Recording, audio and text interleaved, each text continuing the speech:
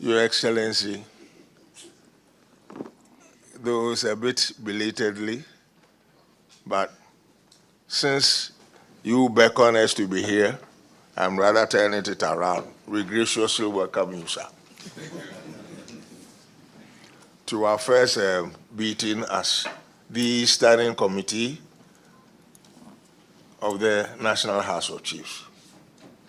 We graciously do welcome you, and once again, congratulations.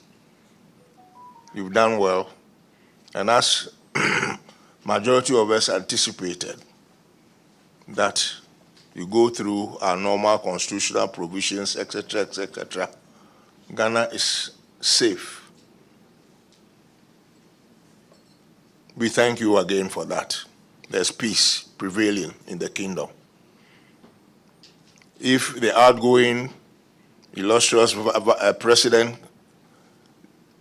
couldn't set a good tone or set a good tone, a lot depended on you as incoming.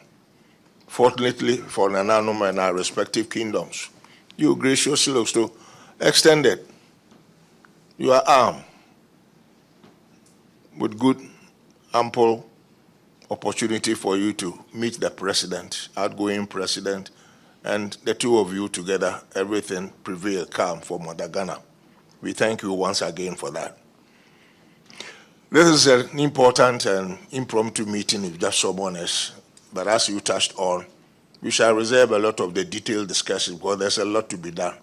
Because most of us have, at least I got to know it through TV3, that our ministry is no more than ministry as it is. There's a lot to be done structurally, and also with regard to how we interpret our constitutional standing and provisions, and vis-a-vis the Chieftaincy Act.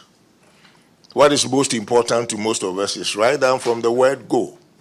I think this is an opportunity time for us, the National House of Chiefs, to once again go back and reassert ourselves. J.J. Rollins set the tune after taking over and created chieftaincy, etc., and so on. Those of us who are old men now, I had my 86th birthday 4 or 5 days ago. That is 31st December, you already know it.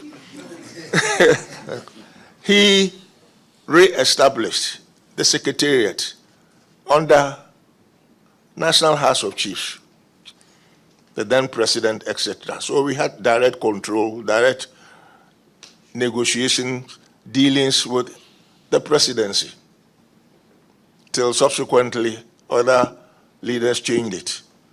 These are opportunity for us to review all those situations and masters, but we shall talk about it in detail when it is time.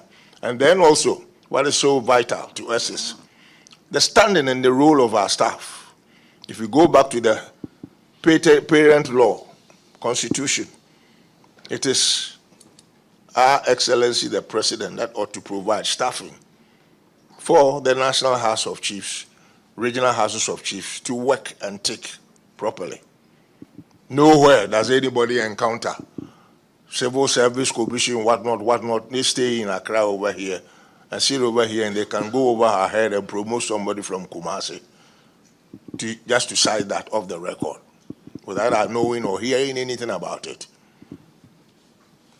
It is the president that ought to provide staffing for the regional houses per se and the national house. All these are detailed issues you shall work on and shall go by.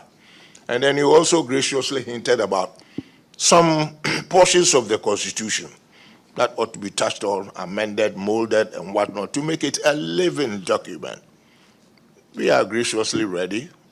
We've got some of our old documents there. We remember when old Professor Mills created this Constitutional Review Committee. Nananum did not sleep. I think it was under Professor Debile's period or so. We sat down, did some yeoman's work, homework properly. Sleepless nights. We presented them to him. And then what happened? Virtually 99.9% of what we recommended were just jettisoned and thrown away. We still have the documents available. So when it is time and you graciously invite us and give us chance we'll be humble enough to admit hard facts and let you know what we put down on paper. Because most of them, if they had been implemented, a lot of the headaches wouldn't have expired now or transpired as it is pertaining at the moment in our country. Luckily, we have our mother Ghana who always control us to exhibit good temperament of moderation. So please, from regional houses' point of view, at least from the Ashanti one, and before even I conclude, your old friend, Otumfuo, graciously, thank you, sir. We are here to listen to you, sir. Thank you.